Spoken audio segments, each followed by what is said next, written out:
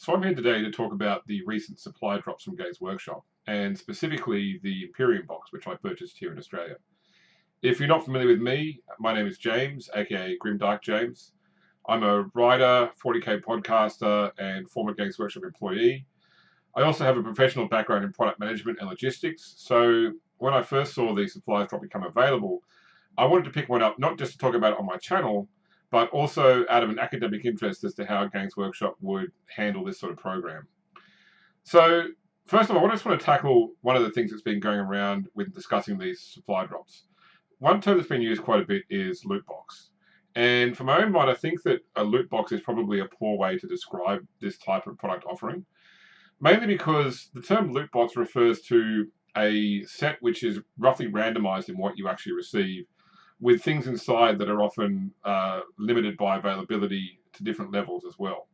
So the idea with a loot box is if you purchase more than one, you increase the likelihood that you'll receive something better or more of something as well. So often you find that they get tied into gambling. In many countries now, especially in Europe, loot boxes have been regarded as outright gambling and therefore have been banned in sort of environments where children might interact, because people just tend to buy more and more trying to access things that were otherwise unavailable.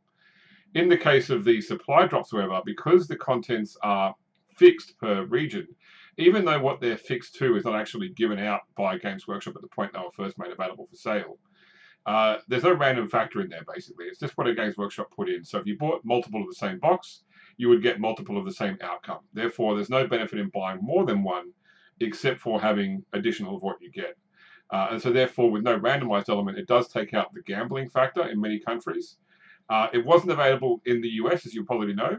I'm not sure why they did that, but that maybe ties into the reasons. I know, for example, that Games Workshop have had issues in the past, say, with the Space Marine Heroes launch in Japan. When you have randomized or blind boxes in Japan, you are required by Japanese law to include information publicly available about what the likelihood of receiving each possible option in that blind box set is. So Games Workshop have certainly tangled with various laws around the world regarding mystery boxes or blind purchasing as well. But for my mind, I feel that I have a relatively disposable income. So even though there were probably no models I was out there to get, I was keen to get one of these boxes and see how it was populated, and hopefully I'd have something that would actually feed into my own Imperial armies. I do actually collect a number of Imperial armies. Right now I'm working on Imperial Fists, but throughout my time with Games Workshop, which goes back to the original Rogue Trader days, I've collected Ultramarines, Dark Angels, Salamanders, Imperial Guard, Imperial Knights, Adeptus Mechanicus, Adeptus Sororitas. So my hope was that I would find something in this set that would be applicable to my armies anyway. Also what I did was I actually, when I bought the box, before I actually received it, was I took a snapshot of the Games Workshop Australia page as to the current pricing on all of the products at the point at the point the supply drops were made available. And I also made a note of what things were actually in stock or out of stock, or indeed on the website, but showing as no longer available too. So I actually made a list of that, which you probably can't see very well here, but just to give you an idea, everything on the first column here is everything other than Space Marines, and the next two columns is everything Space Marines. So it's no secret for a lot of 40k fans that Space Marines get a lot of love when it comes to new kits. I also broke down a lot of kits can make multiple items. So I only had one line, for example, for the Baneblade. Even the Baneblade kit can make so many different tanks. Likewise, in Curses, Infiltrators went together. Skitarii Rangers and Skitarii Vanguard went together. I was interested in seeing, was the kit populated with previously unavailable or now unavailable items as well? Overall, I thought there were two models as to how Games Workshop might try and populate these kits.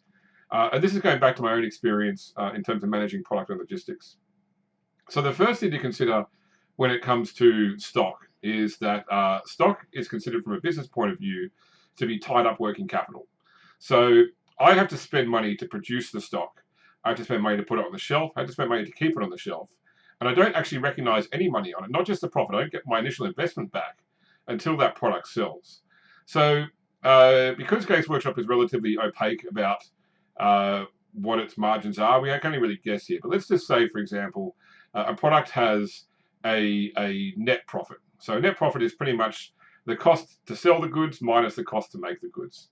Now, we know, for example, that Games Workshop's products are probably a relatively high margin product at a purely manufacturing costs and parts versus sale price level. But the important thing is that a lot of Games Workshop's costs in the back end are not profit generating. So, for example, the models had to be designed first off. So there are model designers. There is IT infrastructure, including computer design computers, to support that action. There are the various social media entities they fulfill, like their painting videos on YouTube, their Twitch channel. All of these things cost money and don't generate outright income straight away. They have obviously freight, they have warehousing. All of these things add on to the cost. So by the time you take those things out, you end up with what is the gross margin on a product, which is what you sold it for minus what it costs to make, plus everything in the back end that supports getting it to that point as well. So just to use an example, and I don't know if these figures are correct, but let's just say the gross margin on a product was, say, 4%. So that means that for $100 worth of sale, your cost were $96 and you've made $4 of profit. The issue is that if I have to put that product on a shelf for a year before it sells, in that time I could have taken that same $96, put it into a bank somewhere, gotten, say, 4% interest, non-compounding, and roughly gotten back to the same place anyway, without any risk, because the return on a bank investment is roughly guaranteed, subject to obviously economic changes. So when businesses look at the cost of product on the shelf, they consider the fact that this capital is tied up until such time as it's released by sale. So you can have a situation where a product might be new, it might be popular. Games Workshop has the additional, difficulty that the meta controls the value of their products. So if you go back to mid-2019 when Iron Hands, with a new hotness after the release of the updated Space Marine Codex, everyone was buying Iron Father Feros, everyone was buying the Flyers, everyone was buying the Repulsors. Those products then were very popular, and so production would have been increased in order to meet those demands. Later on, after fact changes or other armies got an update, they became less popular, and therefore there is a situation you might find where your demand exceeds, your generation exceeds your demand. And you end up with a lot of stock then, and all that stock is tied up capital. So one possibility for filling out this box may have been to look at what they had in terms of new and popular products that they overstocked on due to underestimated or overestimated expectation of demand, and they simply want to get some money back out of those products. They want to convert that hard product back into working capital. So that's one potential opportunity. The other thing would be to clear slow-moving or obsolete stock, because obviously Games Workshop, like any business, is going to have a lot of non-moving, difficult to sell, old stock sitting on their shelf. Now, for a lot of businesses, it's very common to include what's called a stock provision. So at some point during a stock item's life cycle, I might say it's been on my shelf for, say, 6 months, and the likelihood of selling it ever, it decreases with every single month that goes past, especially as newer and better products come out to replace it. So taking, for example, Space Marine bikes, you could roughly say Space Marine bikes have been superseded now by the new Outriders that came with Indominus, and will probably be released in a separate way later on as well. It's already been released in the new starter boxes. And so therefore, the likelihood of selling the old Space Marine bikes greatly goes down with those new products replacing them. So rather than waiting until the product, we basically say, we can't sell it, it's junk, and taking the full hit to our profit line then and there for scrapping that product, what a lot of businesses do is during the life cycle of that product on their warehouse shelf, they will slowly take up a provision from their balance sheet to pull out the likelihood of that product eventually being scrapped. So after a year, for example, I might say, if this product's still on my shelf after a year, I'm going to write down 50% of its value. So I'm going to take 50% of what that item is worth, and I'm going to put it into a provision on my balance sheet so that eventually, if I do have to bin it and scrap it, I'm only getting hit with 50% of the cost on my balance sheet then and there, because I've already provided for it earlier on. And what will generally happen is businesses will slowly fill this provision bucket over time as the stock ages. The advantage, of course, when you manage to sell this old stock is that not only do you get the profit for the sale, but you can also release that provision back into your profit and loss statement and actually get additional benefit into your business for the money you had to put aside to cover those costs. So the other option that Games Workshop could have gone with is putting slow-moving or obsolete stock into these boxes. And I think a lot of people quite negatively speculate that's what they do. I certainly saw people saying, enjoy your fine cast models, or expect to get a box with 15 Castellan Creeds in clan packs. So to be honest with me, I didn't really care what I got. I just wanted to see what I got and then talk about it and look at it from a business perspective as to why they may have gone this particular way.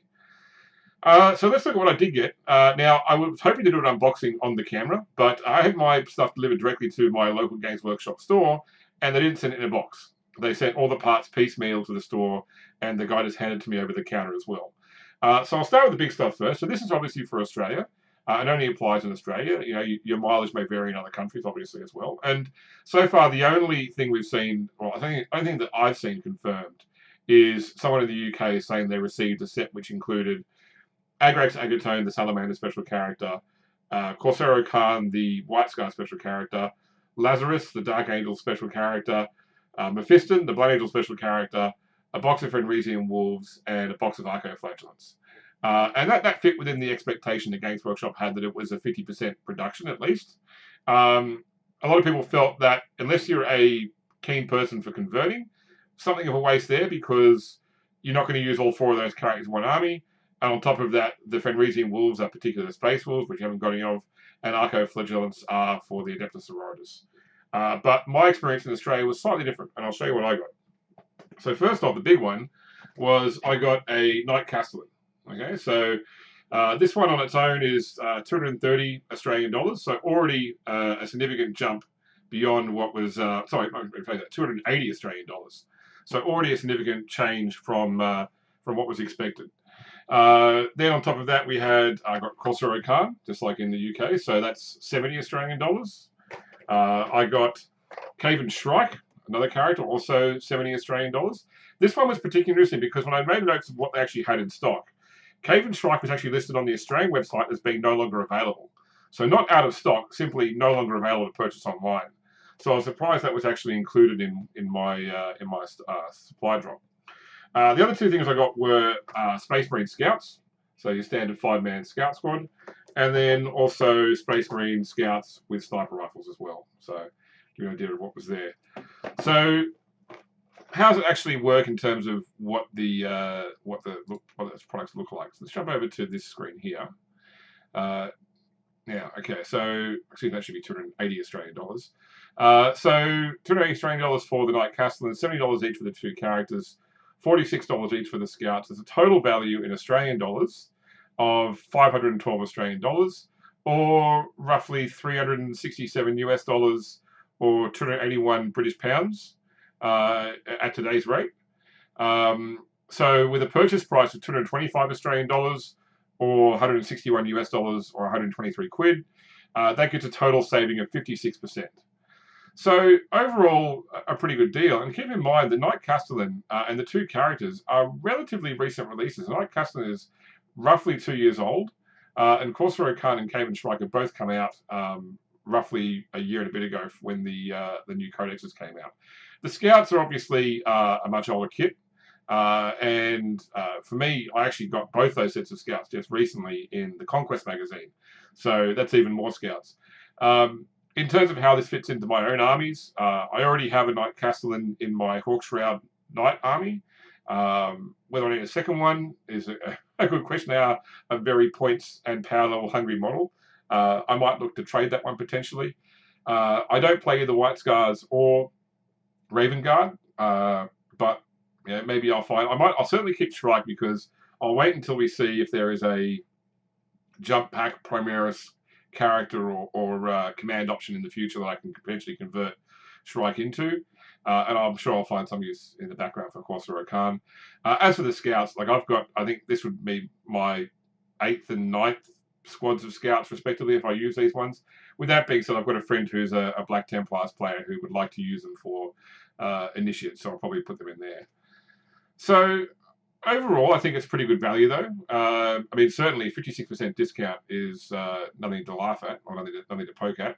I think it's a good deal. I probably can't use a lot of this sort of thing. If $225 was a really big deal for me, then maybe that'd be more disappointing. But to be honest, I just want to see what these outcomes actually look like. In terms of if you bought these products at their web price in the US, that would equal out to $318 US. total. So therefore, there'd still be a saving at this price of $156 US. On the UK web store, this would come out to 190 quid. So you're still saving 66 quid off what I paid in Australian dollars, basically. So I think a good deal wherever you got it from. I think we'll wait to see what happens with other countries as to whether or not the deal is particularly good. But overall, I was happy with what I got. Would I buy one of these loot boxes or supply drops again?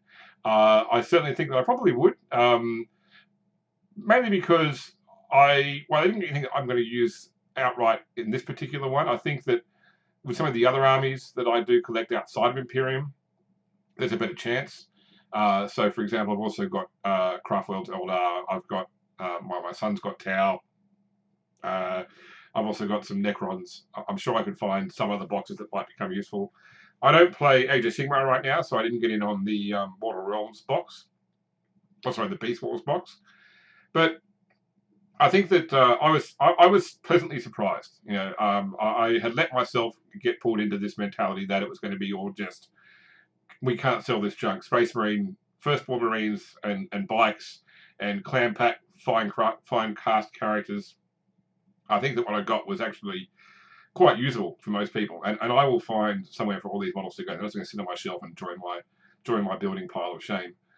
So anyway, I hope that you've enjoyed this and found it in some way informative. If you want to follow more of what I do, my podcast is available at grimdarkpodcast.com. It's also available on iTunes and Stitcher. We update pretty sporadically. I've actually got an episode in the can right now waiting to be uploaded because my podcasting PC has suddenly died. I also run a Rogue Trader RPG game weekends at 8 p.m. Eastern Time on twitch.tv/APGamingReal. And you can also catch those shows after the fact at youtube.com/APGamingReal as well, which I'll link to in the notes below. I don't really post much on YouTube here. I did get a few people who suddenly subscribed after I mentioned on another channel I'd be doing an unboxing. But I do hope you've enjoyed the content here. Leave a comment if you did. Perhaps I could look at doing some more 40k content on YouTube in the future. But I've also got over 100 podcast episodes available to you if you want to just listen to myself and my co-host waxing lyrical about 40k, particularly 40k RPGs. As I said, you'll find that at www.grimdarkpodcast.com. Anyway, thank you for watching and for listening, and stay safe, stay healthy, and stay grim.